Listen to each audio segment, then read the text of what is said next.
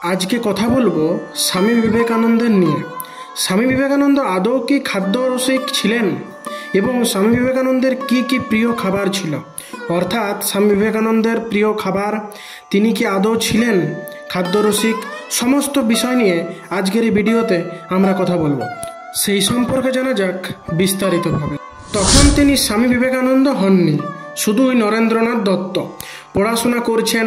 পেটুক এবং খাদ্যরসিক বন্ধুদের নিয়ে পাড়ায় তৈরি করেছিলেন পেটুক সংঘ। বন্ধুদের কাছে স্বামীজি বলতেন, দেখবি একটা সময় আসবে যখন কলকাতার প্রত্যেক গলির মোড়ে মোড়ে পানের দোকানের মতো চপ কাটলেটের দোকান হবে। স্বামীজির এই ভবিষ্যৎবাণী যে কতটা সত্যি হয়েছে তা এখন আমাদের চারপাশ দেখলেই বোঝা যায়। চপ কাটলেট সিঙ্গাড়া তার খুব পছন্দের ছিল। খাবার পাশাপাশি রান্না করতেও তিনি ভালোবাসতেন। মাংসের নানা পদ তিনি রান্না করতে পারতেন। শিকাগো যাত্রার আগে তৎকালীন বোম্বাইতে স্বামীজি 14 টাকা খরচ করে এক হাঁড়ি পোলাও রান্না করে শিষ্যদের খাইয়েছিলেন। নিজের হাতে রেঁধে নিবেদিতাকেও খাইয়েছিলেন। কলকাতার বিভিন্ন দোকানের চপ ও ফুলুরি তার বিকেলের খাবার ছিল। স্বামীজি চপ ও কাটলেট খুব সুন্দর বানাতে পারতেন এবং তা বানিয়ে একাধিকবার তার শিষ্যদের খাইয়েছেন। বেলুড় মঠ একবার স্বামীজি নাকি পেশাদার চপওয়ালাদের মতো চপ ও ফুলুরি বিক্রিও করেছিলেন। বিকেলবেলায় আলুর চপ, ফুলুরি আর মুড়ি না হলে স্বামীজির বিকেলের ভোজনটাই হতো না। কড়া ঝালের চানাচুর তার বিশেষ পছন্দ ছিল। তার কাছে বেশিরভাগ সময়ই চানাচুরের প্যাকেট থাকতো। তিনি যখনই একা থাকতেন শালপাতার ঠোঙা থেকে চানাচুর বার করে খেতেন এবং বালকের মতো আনন্দ পেতেন। কাঁচা লঙ্কা ছিল স্বামীজির পরম প্রিয়। একবার এক অবাঙালি সাধুর কাছে স্বামীজি যেই সেই কথা স্বীকার করে নিয়েছিলেন, সেই সাধুর সঙ্গে তিনি লঙ্কা খাওয়ার কম্পিটিশন করেছিলেন। স্বামীজি কম্পিটিশনে টপাটপ করে বেশ কয়েকটি লঙ্কা খেয়ে ফেললেন। অপরদিকে সেই সাধু মাত্র 2টি লঙ্কা খেয়ে কাঁদো কাঁদো। বিদেশি সাহেবদের লঙ্কা খাওয়া শেখাতেন স্বামীজি। একবার লন্ডনে থাকাকালীন স্বামীজির লঙ্কা খেতে ইচ্ছে হয়। তখন বিলেতে লঙ্কা পাওয়া খুবই কঠিন। স্বামীজি অনেক খুঁজে এক দোকানদারের কাছে থেকে 3 শিলিংয়ের বিনিময়ে 3টি কাঁচা লঙ্কা কিনেছিলেন। ঝাল খাওয়া প্রসঙ্গে তার ছোট ভাই মহেন্দ্রনাথ জানিয়েছেন, স্বামীজির অত্যন্ত প্রিয় ছিল তীব্র ঝাল।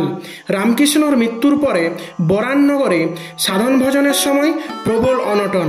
দারিদ্র এমনই যে মুষ্টি ভিক্ষা করে এনে তাই ফুটিয়ে একটা কাপড়ের ওপর ঢেলে দেওয়া হতো।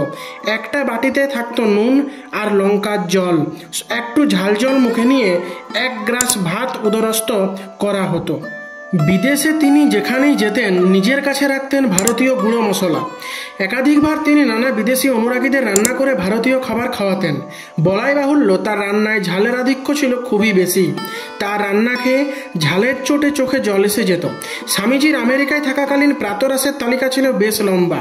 প্রথমেই খেতেন কমলা লেবু এবং আঙ্গুর, তারপর ডবল ডিমের পোচ সহযোগে 2 পিস টোস্ট, সবশেষে ক্রিম ও চিনি দিয়ে 2 কাপ কফি। সন্ধ্যা 6:30টার মধ্যে স্যুপ এবং মাংস বা মাছের সঙ্গে রাতের আহার সারতেন। ডেজার্ট হিসেবে মিষ্টি আর আইসক্রিম তো আবশ্যিক ছিল। খাওয়ার পর আবার জমিয়ে ধূমপানও করতেন। স্বামীজির এক আমেরিকান শিষ্য এলিজাবেথ ডাচার তাকে একবার তাদের কটেজে আমন্ত্রণ জানান। নিউ ইয়র্ক শহর থেকে প্রায় 530 কিলোমিটার দূরে সেন্ট লরেন্স নদীর তীরে ওয়েলেসলি দ্বীপে ছিল সেই কটেজ। 1895 সালের 18ই জুন 10 জন শিষ্যকে নিয়ে কটেজে আসেন স্বামীজি।